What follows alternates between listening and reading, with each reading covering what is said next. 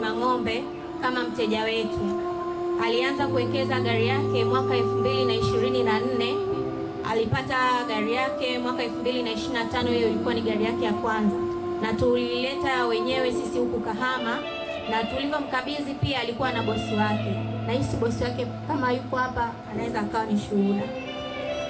Cha pili, tulivyomkabidhi hiyo gari ya kwanza hakukata tamaa, akasema anatamani kitu kingine, kwa sababu tulipomkabidhi hiyo gari aliipenda na alifurahia sana. Akasema sisi ni waaminifu, na George Mashauri ni kijana mpole, mwerevu na mwenye busara sana. Tunasikitika sana na tunawapa pole kwa familia ya George Masumbuka, ni George Mashauri. Tunawapa pole sana sana sana sana. Na baada ya muda pia George alianza kuwekeza gari yake nyingine kupitia sisi, Crown new model, kwa sababu tuliokuwa tumemletea mara ya kwanza ilikuwa ni old model.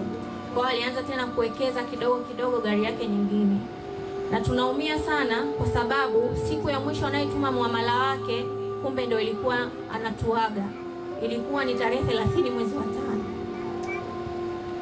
Tunaipa pole sana familia, tunajua mpo kwenye majonzi mazito, ni sio rahisi kuamini, ni inaonekana kama ni ndoto, lakini Mwenyezi Mungu akiamua lake hakuna wa kulizuia.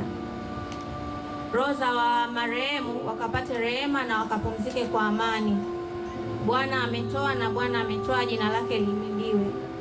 Na vile vile tuna kiasi ambacho George aliweza kuwekeza kwa muda huo mfupi, na kiwango chote alichokuwa amewekeza na sisi tunaweza kukirejesha kwa familia, na pia tunatoa pole zetu hapa hapa. Poleni sana na Mungu akapate kuatia nguvu.